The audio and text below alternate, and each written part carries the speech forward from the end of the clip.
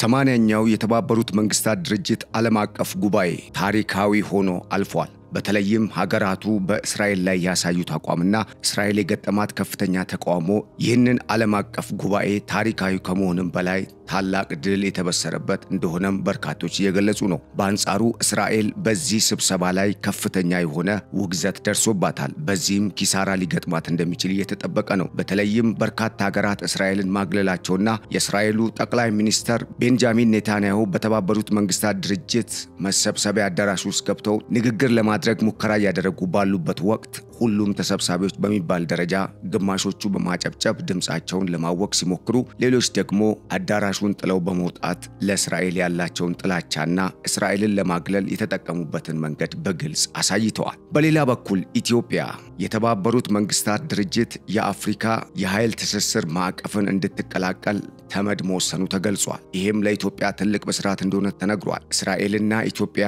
$1 ቢሊዮን የሚያስቆጠር የወታደራዊ መሳሪያ ልውውጥ ለማድረግ መስማማታቸው ተገልጿል። በተለይም እስራኤል ዘመናዊ የሚባሉ በተለያዩ የጦር አውዶች ተግባራዊ ሆነው ስኬታማነታቸው የተረጋገጡ መሳሪያዎችን ለኢትዮጵያ ልትሰጥ መሆኗ ተገልጿል። ሰላም ጤና ይስጥልን ውድ አድማጭ ተመልካቾቻችን እንደምን ሰንብታችኋል? ይህ ገበያ ሚዲያ ነው። ፕሮግራማችን ከገበያ ሚዲያ ወደናንተ የሚደርስላችሁ ገበያ ሚዲያ ልዩ ጥንቅር ፕሮግራም ነው። በዛሬው የገበያ ሚዲያ ልዩ ጥንቅር ፕሮግራም እስራኤልና ኢትዮጵያ የተፈራረሙትን $1 ቢሊዮን የጦር መሳሪያ ግዢ ስምምነት እንደዚሁም የተባበሩት መንግስታት ድርጅት ኢትዮጵያን ቡድኑን እንድትቀላቀል ያቀረበውን ሐሳብ ብሎም እስራኤል በዚህ በምክር ቤት የደረሰባትን ውግዘትን በሚመለከት እንደዚሁም ፍልስጤሞች ያገኙትን ነፃነት እንዴት ያጣጣሙት ነው የሚለውን በመጠኑ የምናስዳስሳችሁ ይሆናል። አብራችሁን እንድትቆዩ በመጋበዝ በቆይታችሁ እንደምታተርፉ ያመንኩኝ። ለቻናሉ አዲስ የሆናችሁ ቻናሉን ሰብስክራይብ፣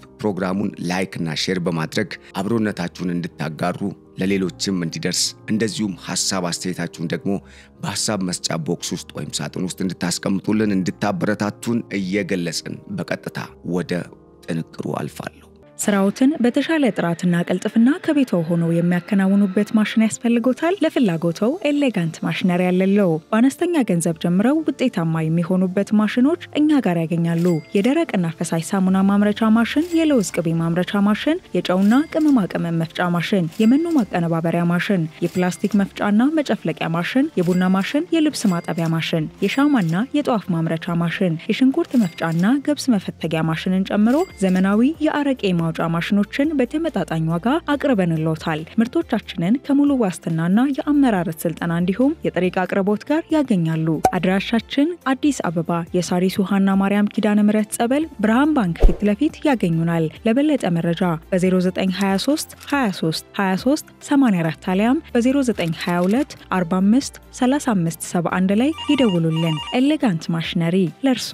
80ኛው የተባበሩት መንግስታት ድርጅት ዓለም አቀፍ ጉባኤ በዘንድሮ ዓመት በአሜሪካ ኒውዮርክ ከተማ ሲደረግ ታሪክና ጀብድ መፈጸሙን በርካቶች እየተናገሩ ነው። በተለይም በርካታ ሀገራት ተመሳሳይ አቋም ይዘው ከዚህ ቀደም ምዕራባውያን በዓለም አቀፍ ደረጃ ሲፈጥሩ የነበረውን ተጽዕኖና የሚያደርጉትን ግፊት ዞር በሉ ያለ እንደዚሁም እስራኤልና አጋሮቿን ደግሞ የበለጠ ያስከፋ ውሳኔ የተወሰነበትም ነው ተብሏል። አሜሪካና እስራኤል በጉባኤው ላይ የተወሰነ ስምምነትም ሆነ የተደረገው ውይይት ባያረካቸውም ይሁንና ግን ዓለም ወደ አዲስ ስርዓት ልትሸጋገር የምትችልበት ሂደት እንዳለ የታየበት ስብሰባ እንደሆነም በርካታ የጂኦፖለቲክስና የዓለም አቀፍ ግንኙነት ምሁራን እየገለጹ ነው። በተለይም እስራኤል በጋዛ እያደረገች ያለውን ግፍና እየፈጸመች ያለውን በደል በሚመለከት ሀገራት በአንድ ድምጽ እስራኤልን መቃወማቸውና አሜሪካም ለእስራኤል የምታደርገውን ድጋፍ እንዳታደርግ መቃወማቸው አሜሪካም በውግዘት ውስጥ መካተቷ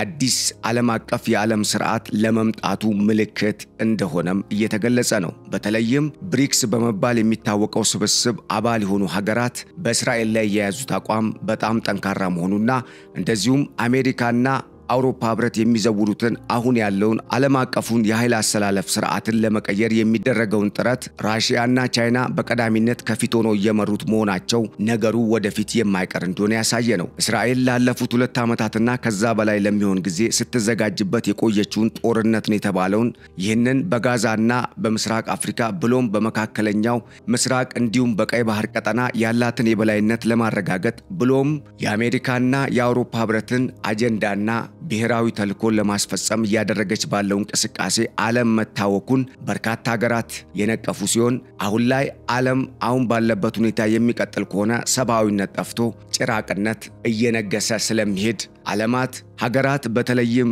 የተባበሩት መንግስታት ድርጅት አባል የሆኑ ሁሉም ሀገራት በአንድ ድምጽ እስራኤልና እነኚህ ምዕራባውያን ሀገራት የሚያደርጉትን እንቅስቃሴ መክታት አለባቸው ሲሉ የኮሎምቢያ፣ የቬኔዙዌላ፣ የጆርዳን፣ የሳውዲ እንደዚሁም ኒውዚላንድን ጨምሮ በርካታ ከምዕራባውያን ሀገራት ጋር ግንኙነት አላቸው ተብሎ የሚታሰቡና ከምዕራባውያን ሀገራት ጋር ለዘመናት ግጭት ውስጥ የከረሙ ሀገራት መሪዎችና የውጭ ጉዳይ ሚኒስትሮች ጠንከር ያለ ትችትን አቅርበዋል። ይህም እስራኤልን በዓለም አቀፍ ደረጃ እንድትገለል ብቻ ሳይሆን እስራኤል አሁን በያዘችው አቋም የምትቀጥል ከሆነ ቀጣዩ መዳረሻዋ ራሷም እንደ ሀገር ከሀገራት ጋር የሚኖራትን ግንኙነት ልታጣ የምትችልበት ኢኮኖሚዋም ክፉኛ የሚጎዳበት ሁኔታ ሊፈጠር እንደሚችል ገልጸዋል።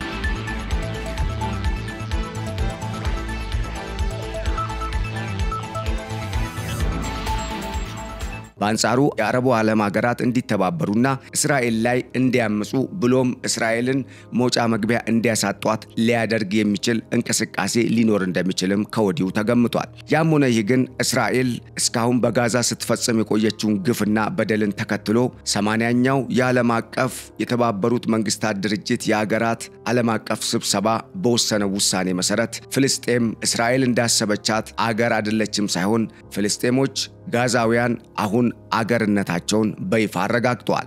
የፍልስጤምና የእስራኤላውያን ግጭት በታሪክ ከጥንት የጀመረ ቢሆንም ይሁንና ግን ዛሬ ላይ እስራኤል የኃይል ሚዛኑ ወደሷ ስላጋደለ ጋዛውያንን ከቀያቸው በማባረር ሙሉ በሙሉ ሪዞርት ለመስራትና በተለይም ይህንን የጋዛን ቀጠና ለታላቅ ዓለም አቀፍ ዓላማ የምትፈልገው ከመሆኑ ጋር ተያይዞ እያደረገች ያለውን እንቅስቃሴ ከዚህ በኋላ እንድታቆም ይህም አይሆን ከሆነ ደግሞ ዓለም አቀፍ የጦር ህብረት እንዲመሰረትና በእስራኤል ላይ ቀጥተኛ እርምጃ እንዲወሰድ የኮሎምቢያው ፕሬዝዳንት ጠይቀዋል። ታዲያ በዚህ ሁኔታ ውስጥ አጣብቂኝ ውስጥ የገባችው እስራኤል ነገሩ የፈለገውን ያህል ቢጠነክርም እኔ አቋሜን አልቀይርም ስትል በጠቅላይ ሚኒስትር ቤንያሚን ኔታንያሁ በኩል ያላትን አቋም ገልጻለች። በተለይም እስራኤል ጋዛን ከመቆጣጠርም ባለፈ ሙሉ በሙሉ ዌስት ባንክንም በእጇ ልታስገባ እንደምትችል ተገልጿል። በሌላ በኩል ፕሬዝዳንት ዶናልድ ትራምፕ እስራኤል የጋዛን ጉዳይ ብትጨርስም የዌስት ባንክን ጉዳይ ግን ምንም አይነት እርምጃ እንዳትወስድ እናረጋለን፣ በዌስት ባንክ ላይ ሊወሰድ የታሰበው የትኛውም አይነት እርምጃ ተቀባይነት አይኖረውም ሲሉ አቋማቸውን መግለጻቸው ተገልጿል። ታዲያ በዚህ ሂደት ውስጥ ከዓለም አቀፉ ማህበረሰብ ውግዘት የደረሰባት እስራኤል አሁን ላይ በቀጠናውም ሆነ በዓለም አቀፍ ደረጃ የሚኖራት ዲፕሎማሲያዊ አካሄድ ምን ሊሆን ይችላል የሚለው ጉዳይ አጠያቂ ሲሆን በተለይም እስራኤል አዲስ የሆነ የዲፕሎማሲ ስርዓትን ካልፈጠረች ወይም ቀይሳ መንገዷን ካላስተካከለች በቀጠናውም ሆነ በዓለም አቀፍ ደረጃ ከሀገራት ጋር የሚኖራት ግንኙነት ሊበላሽ እንደሚችል ተገልጿል። በሌላ በኩል ፍልስጤማውያን 80ኛው የተባበሩት መንግስታት ድርጅት ዓለም አቀፍ ጉባኤ ያጎናጸፋቸውን የሀገርነት መብት በደስታ ያጣጣሙት ስለመሆናቸው በርካታ የሚዲያ አውታሮች እየዘገቡ ነው። ከፈረንሳይ እስከ ቴልአቪቭ ብሎም ከቴልአቪቭ እስከ ሞስኮ ከቻይና እስከ አሜሪካ ድረስ የተሰሙ የተለያዩ የሚዲያ አውታሮች ያሰራጯቸው ዘገባዎች እንዳሳዩት እስራኤላውያን በነገሩ ሲበሳጩ በተለይም ቀኝ ዘመም የሚባሉት የእስራኤል አክራሪ ወገኖች ሲበሳጩ ፍልስጤማውያን ግን በደስታ ጮቤ መርገጣቸው ተገልጿል። ጉዳዩ ግን ፍልስጤም ከዚህ በኋላ አገር መሆን ትችላለች አትችልም ሊሆን እንደሚችል እየተገለጸ ነው። በተለይም ጋዛ ሙሉ በሙሉ ከመፍረሷ ጋር ተያይዞ ዌስት ባንክም ሙሉ በሙሉ በሚባል ደረጃ በእስራኤል እጅ ወይም ቁጥጥር ስር የሚገኝ ከመሆኑ ጋር ተያይዞ የፍልስጤም ሀገርነት ጉዳይ በቀጣይ በተግባር ላይታይ ይችላል ወይም በመድር ላይ ተግባራዊ ላይሆን የሚችልባቸው በርካታ ምክንያቶች ሊኖሩ እንደሚችሉ እየተገለጸ ይገኛል።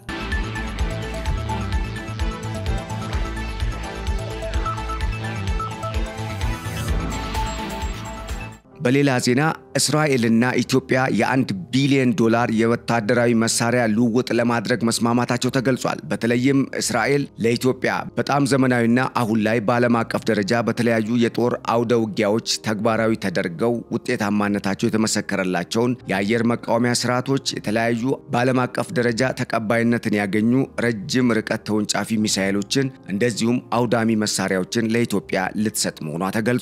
በአንጻሩ ኢትዮጵያ እስራኤልና አሜሪካ በምስራቅ አፍሪካና በቀይ ባህር ቀጠና እያደረጉ ያሉትን እንቅስቃሴ በሚመለከት በቀጣይ አጋሮና ልትቀጥል የምትችልበት መንገድን እንደከፈተላትም እየተገለጸ ነው። ከሰሞኑ እስራኤል ከኢትዮጵያ ጋር ጥምረት ፈጥራ በቀይ ባህር ቀጠና ያለውን እንቅስቃሴ ለመቆጣጠር ኢትዮጵያ ወደ ቀጠናው እንድትመጣ እስራኤል እያደረገች ያለው ግፊት በሌላ በኩል ሌላ ግፊት እየገጠመው ቢሆንም አሜሪካ ከትላንት በስቲያ ከእስራኤል በተቃራኒ በመቆም ከኤርትራው የውጭ ጉዳይ ሚኒስተር ኡስማን ሳሌ ጋር መመካከሯ ነገሩን እንዴት እንዲባል አስገድዷል። በተለይም ይህ ሁኔታ እስራኤል አሁን ላይ በቀጠናው እያደረገች ካለው አጠቃላይ እንቅስቃሴ ጋር በተያያዘ የደረሰባት ውግዘት ኢትዮጵያን ጨምሮ ሌሎች የምስራቅ አፍሪካ ሀገራትን በጥምረት አብራ ለመስራት እንድትጠይቅ ወይም እንድታማትር ሊያደርጋት እንደሚችል እየተገለጸ ነው። ከዚህም በኋላ እስራኤል በምስራቅ አፍሪካ ቀጠናም ሆነ በቀይ ባህር ቀጠና የምታደርገው እንቅስቃሴ በዋናነት ኢትዮጵያና ኬንያን መሰረት አድርጎ የሚካሄድ እንደሆነ እየተገለጸ ሲሆን በዚህ ቀጠና ጅቡቲ፣ ሶማሊያ፣ ኤርትራና ሱዳንን ጨምሮ ግብጽም ሆነች ሳውዲ አረቢያ የእስራኤል ባላንጣ ሆነው የሚቀጥሉ ሀገራት ከመሆናቸው ጋር ተያይዞ እስራኤል ያላት አማራጭ ኢትዮጵያና ኬንያ እንደሆኑ እየተገለጸ ነው። ዘ ታይምስ ኦፍ እስራኤል ከትላንት በስቲያ ባሰራጨው ዘገባ እንዳመላከተው እስራኤል ዓለም አቀፉን የንግድ መስመር ለመቀየርና ቤንጎሪዮን በሚል ስያሜ የሰጠችውን ዓለም አቀፍ የንግድ መስመርን የመመስረት ፕሮጀክትን ተግባራዊ ለማድረግ በዚህ ቀጠና ከኢትዮጵያ የተሻለ አጋር እንዳላገኘች እየተገለጸ ነው። በተለይም እስራኤል ከግብጽ ጋር አሁን ላይ በገባችው ሰጣ ገባና ውዝግብ ምክንያት ኢትዮጵያ የበለጠ ተመራጭ እየሆነች እንደመጣች እየተገለጸ ሲሆን ኢትዮጵያም ከዚህ አዲስ ከመጣላት በስርዓት ብዙ ልትጠቀም እንደምትችልም እየተገለጸ ነው። በተለይም እስራኤል በዓለም አቀፍ ደረጃ ጠንካራ ወታደራዊ አቅም ካላቸው ጥቂት ሀገራት አንዷ መሆኗ ለኢትዮጵያ አሁን ላይ የቀይ ባህር በርን ለመቀላቀልና ታሪካዊ፣ ህጋዊና ተፈጥሯዊ መብቷ የሆነውን የአሰብ ወደብን የባለቤትነት መብት ለማረጋገጥ እያደረገች ባለው እንቅስቃሴ በኤርትራና በኢትዮጵያ መካከልም ይፈጠራል ተብሎ እየተፈራ ያለውን ጦርነትንም በድል ለመቀዳጀት ወይም በድል ለመወጣት ኢትዮጵያ ከኤርትራ የተሻለ እድል እንዳላት እየተገለጸ ነው። አንዱ እድሏ ከእስራኤል የምታገኛቸው ውድና በጣም ዘመናዊ ውጤታማ የሆኑ መሳሪያዎች ሲሆኑ በሌላ በኩል በዓለም አቀፍ ደረጃ ኢትዮጵያ ያስመዘገበችው ትልቅ የዲፕሎማሲ ስኬት ግቧን ለመምታት እንደ ትልቅ አቅም ሊቆጠር እንደሚችል ምሁራን እየገለጹ ነው።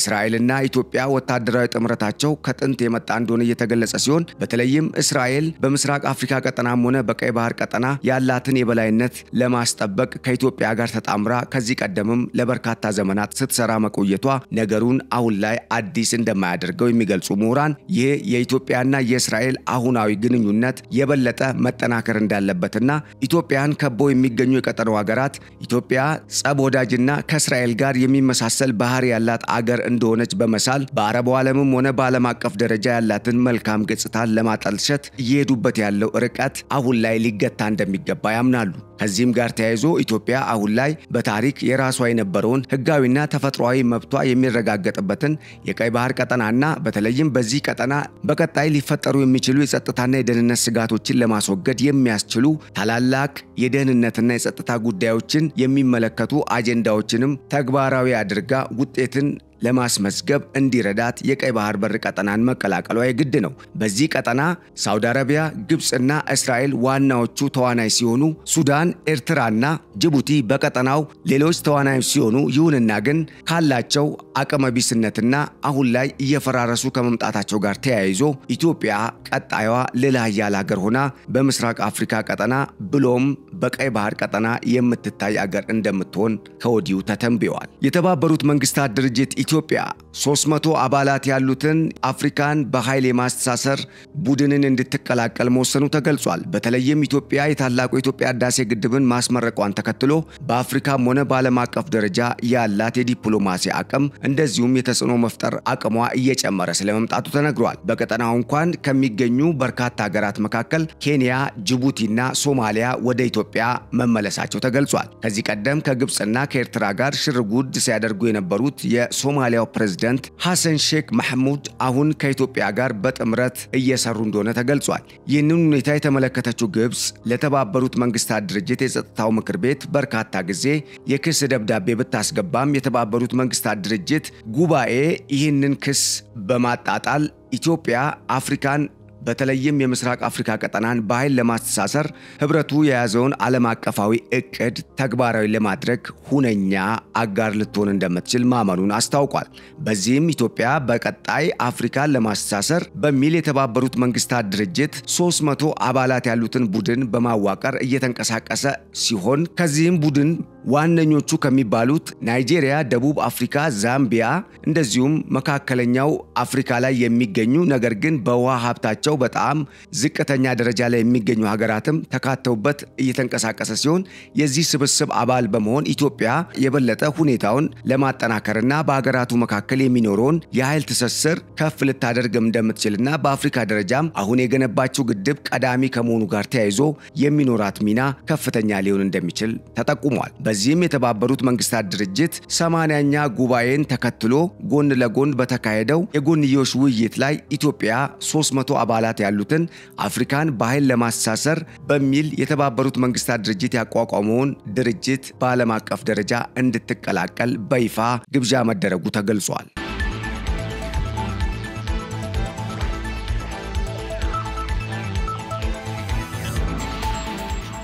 ውድ አድማጭ ተመልካቾቻችን ለዕለቱ ያዝንላችሁ የገበያ ልዩ ጥንቅር ፕሮግራማችን እነኚህን ይመስሉ ነበር። ስለተከታተላችሁንና አብራችሁን ስለቆያችሁ በማመስገን በቀጣይ ከኢትዮጵያ ብሔራዊ ጥቅም ጋር የተሳሰሩ ወሳኝ መረጃዎችን ይዘን እስክንመጣ ለአሁኑ ተሰናበትን።